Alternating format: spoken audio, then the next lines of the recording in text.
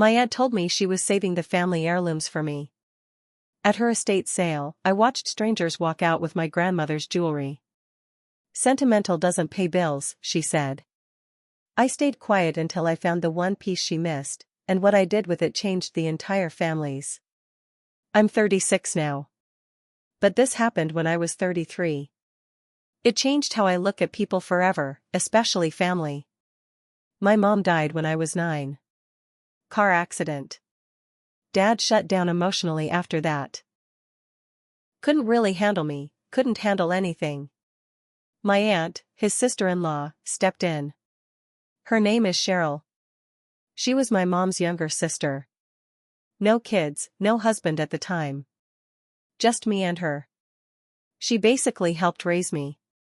I slept at her house all the time. She took me to school. Cooked for me.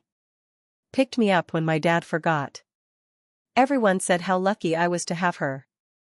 I believed that too, for a long time.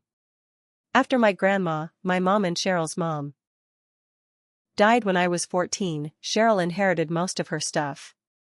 The house. The old furniture. And all the family heirlooms. Jewelry mostly.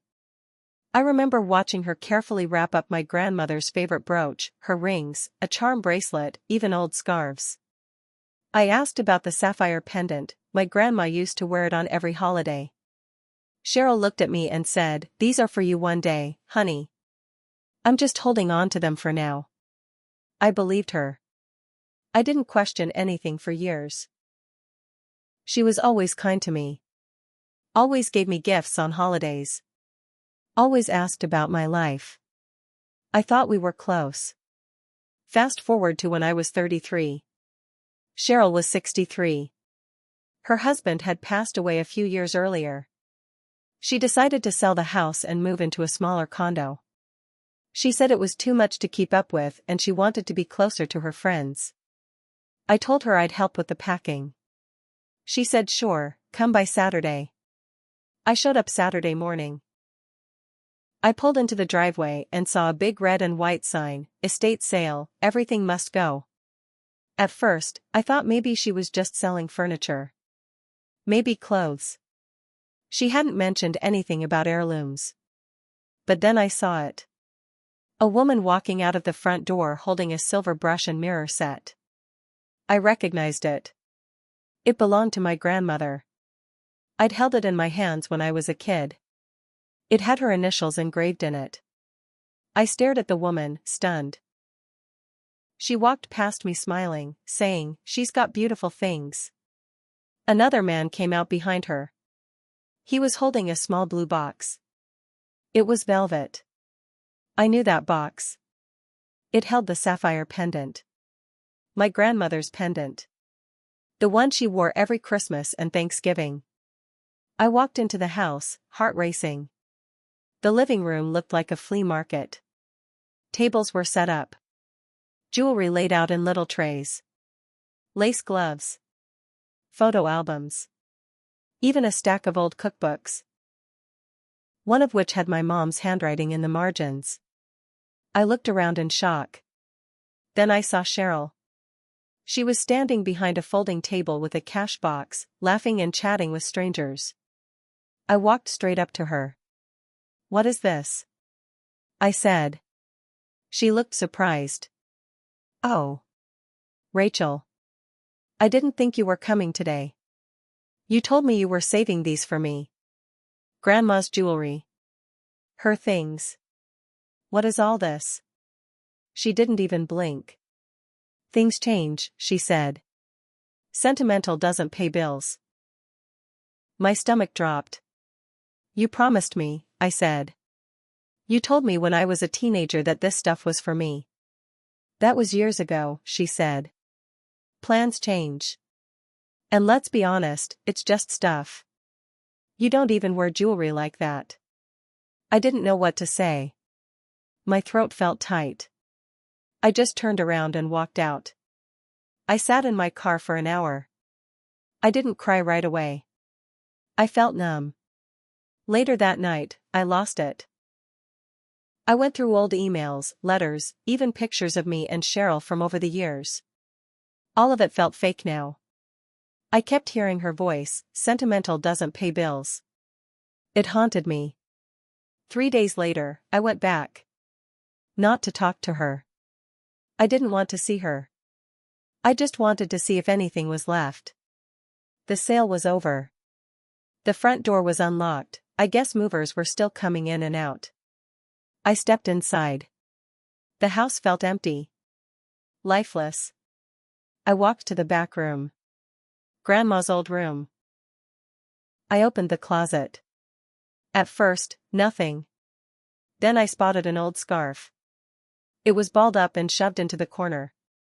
I picked it up, and felt something hard inside. It was a wooden box. I knew it instantly. My grandmother's keepsake box.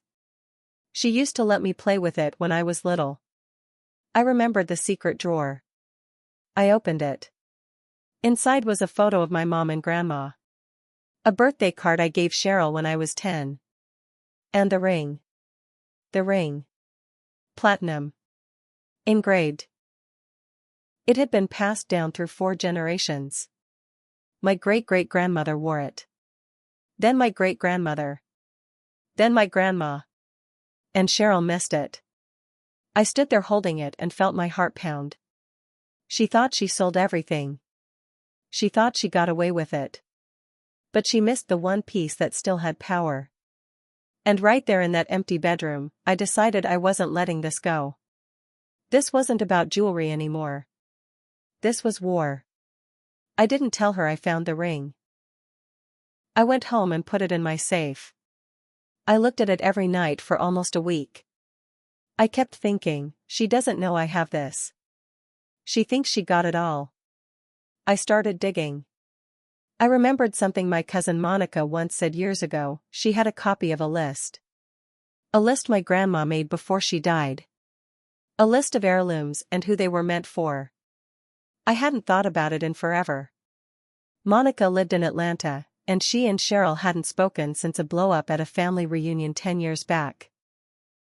I called her. At first, Monica sounded surprised to hear from me. Then I told her what happened. She was quiet for a long time. Then she said, "I have the list. I'll send you a picture." She texted me a photo an hour later. It was my grandmother's handwriting. She had listed each item, down to the comb set, the pendant, the charm bracelet, and next to almost every piece, she wrote Rachel. My name. Clear as day. I sat there staring at it, hands shaking. I wasn't crazy. I wasn't just emotional. Grandma wanted me to have these.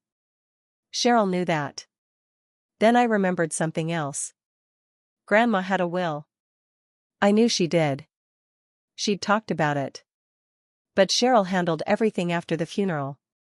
She said there wasn't much left. Just the house, and a few personal things. I was 14. I didn't ask questions. So I found the lawyer. It took some digging, but I tracked down the old firm. Turned out the lawyer who handled Grandma's estate was still working, semi-retired, but still doing trust work. I made an appointment. His name was Peter. He was polite, old school, and very surprised to hear from me. But when I explained who I was, he looked through his files and found the will. And there it was. A section marked Addendum A, listing heirlooms to be passed directly to me, her granddaughter Rachel, to be held in trust by Cheryl until I turned 25. 25. I was 33. She was supposed to give them to me 8 years ago. Peter looked at me and said, "I never got a request to release those items. I assumed they were passed down as stated." I told him what she did. The sale. The missing heirlooms. He took a deep breath and said, "You have a case." I put together a binder. Literally. A black binder with dividers and labeled tabs. A copy of the addendum with the heirloom list. The photo. Monica sent me screenshots of online posts Cheryl made advertising the estate sale, receipts from friends who bought items at the sale and were willing to give them back, photos of the jewelry from before she sold it. Then I wrote a letter. Short and clear. Cheryl, I know you sold items that were legally mine under Grandma's trust. I have documentation. I am asking for the return of all heirlooms listed in the will. If you do not comply, I will pursue legal action for breach of fiduciary duty and conversion of property. You have 10 business days. Rachel. I mailed it certified. She signed for it 2 days later. She called me that night. The tone in her voice was completely different. Cold. Flat. I can't believe you're doing this to me, she said. You stole from me, I said. I raised you like my own. And then you sold my inheritance to strangers. She got quiet. Then she said something I'll never forget. I earned those things. I took care of your mother when she was dying. I took care of you. That jewelry? That was my payment. I didn't even respond. I just hung up. The next week was chaos. She emailed me 3 times. First, denying everything. Then, trying to guilt-trip me. Then, threatening to sue me for slander if I told anyone in the family. But I wasn't backing down. I started calling the people who had bought stuff at the estate sale. A couple of Cheryl's church friends. Some old neighbors. I was polite, honest, and straightforward. Some were kind. They said they had no idea and gave the items back. Others refused, said a sale is a sale. But I got about half of the items returned. Including the charm bracelet. Including the velvet box that used to hold the sapphire pendant. The pendant itself? Gone. Cheryl told me she didn't remember who bought it. I think she sold it under the table to a private buyer. I'll never know. But the ring? I had the ring. And I wasn't done. A week later, I got a letter in the mail. It wasn't from Cheryl. It was from a lawyer, her lawyer. It was short and formal. Said I had no claim to the items, and that any further attempt to defame Cheryl or demand property would result in a countersuit. They used the phrase unsubstantiated personal grievance. That was their way of saying shut up and go away. I didn't. I brought the letter to Peter, Grandma's old lawyer. He read it, scoffed, and said, "They're bluffing. You have documentation. This won't hold up." He was right. But it gave me an idea. If Cheryl was willing to hire a lawyer over this, then this wasn't just about the jewelry anymore. This was about control. About image. She didn't want the truth getting out. Too bad. The next twist started with a conversation I had with Monica. We were talking about how Cheryl always tried to make herself the good one in the family. At every reunion, every funeral, every holiday, she was the one giving speeches, writing Facebook posts about family unity, bragging about how much she sacrificed. Monica said, "You know what always bothered me? After your mom died, Cheryl said your dad gave her power of attorney. She told people she basically raised you because he was too unstable." That stuck with me. Because I remembered my dad trying to stay in my life. He was distant, yeah, but he was still around. He paid bills. He came to parent-teacher conferences. But Cheryl always acted like she stepped in because she had to. So I asked Monica, did she ever show anyone that power of attorney? Nope. She just said she had it. That's when I made another call. This time to my dad. We hadn't talked much in the past few years. But I needed answers. I told him everything. About the estate sale. About the ring. About the lawyer letter. He was quiet for a long time. Then he said, "I never gave her any power of attorney. Not once. I let her help, but I was still your father." I asked if he'd be willing to put that in writing. He said yes. I had him sign a sworn affidavit. Simple and clear, Cheryl never had legal guardianship or financial control. She was a helper, not a legal guardian. And now I had another piece of the puzzle. With Peter's help, I filed a formal civil complaint in Mecklenburg County Court. The claim was breach of fiduciary duty, unlawful conversion of inherited property, and failure to comply with trust instructions. In the filing, I included everything: the will, the heirloom list, Monica's signed statement, my dad's affidavit, the items I recovered, a list of items Cheryl sold illegally, and the kicker? I asked the court not only to order Cheryl to return what remained, but also to pay the value of what was lost, plus damages. The estimated total? $62,000. That's when Cheryl lost it. She called every family member she could think of. She told them I was suing her out of greed. That I was turning on the woman who raised me. She cried. She lied. She told people I was manipulating Monica, that my dad was senile, and that I was mentally unwell. But it didn't work. Because I had the receipts, literally and legally. One of the people Cheryl called? My Uncle Paul, her older brother. He'd always been neutral. Kind of quiet. But when he heard what was going on, he called me and said, I've had enough of her crap. She did this to Mom's memory. I'll stand by you. He gave a sworn statement, too. Said Grandma had told him in her final days that the jewelry was for me. Said Cheryl was jealous because Grandma trusted me more than her. Now I had 3 statements. The court date was set. Cheryl tried to delay it. Twice. Claimed she was sick. Then claimed she was caring for a friend. Then said she needed more time to gather documents. None of it worked. She didn't want this going to trial, not because she was scared of me, but because she was scared of people finding out. I could see it on her face when we showed up in court. I didn't smile. I didn't speak to her. I sat beside Peter, binder in my lap, waiting. But I'll save the rest of that for the next part. Because the courtroom wasn't the final act. What came after, the way I used the last item she forgot, the ring. That was the part she never saw coming. The courtroom was quiet when the judge called our case. Just me, Cheryl, her lawyer, and Peter. Cheryl looked tired. Bitter. She wouldn't make eye contact with me. Her lawyer tried to stall again, saying they needed more time to assess the emotional toll. The judge wasn't buying it. We presented everything: the will, the heirloom list, the affidavit from my dad, Monica's statement, Uncle Paul's letter. Peter stood up and spoke slowly, clearly. Your Honor, this is not a case about money.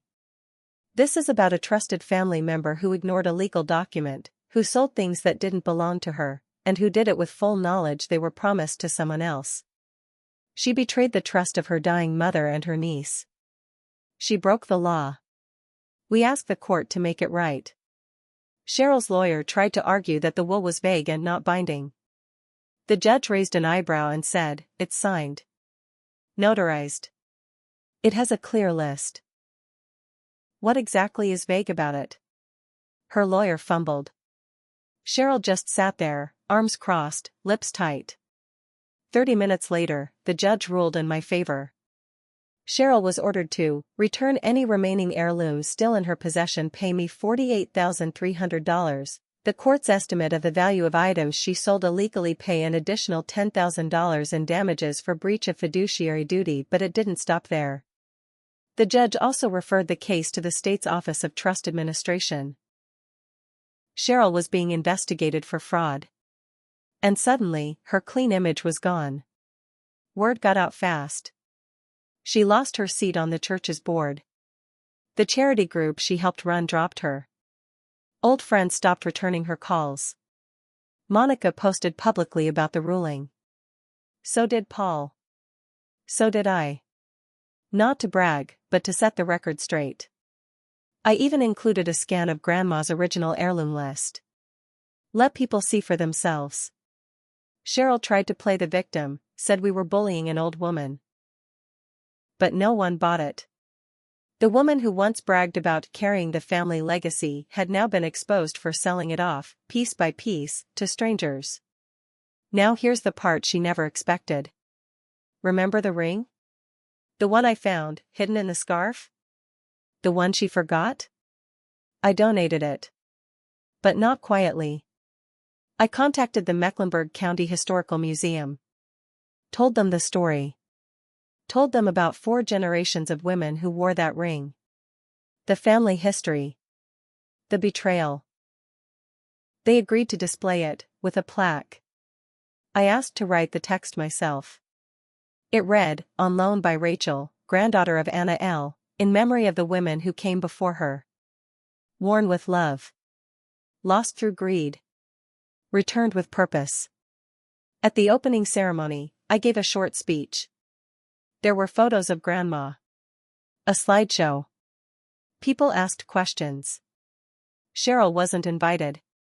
But she came anyway. She stood in the back. I saw her. Her face was pale. Her hands were shaking. When she saw the plaque, she walked out. Quietly. That was the last time I ever saw her in person. A few months later, I got a letter from her. Just a card, really. No return address. It said, "You humiliated me. I hope you're proud." No apology. No regret. Just bitterness. I didn't respond. I didn't need to. Because for once, the truth wasn't buried. It was on display. Behind glass. For everyone to see. She wanted to erase my claim to the past. Instead, I carved it in stone. And now? I wear Grandma's charm bracelet on special days. I keep the comb set on my dresser. The pendant is still gone. Probably forever. But the most important thing I got back wasn't a piece of jewelry. It was my voice. She tried to silence it. I made sure the whole world heard it instead. That was my revenge. And I have no regrets.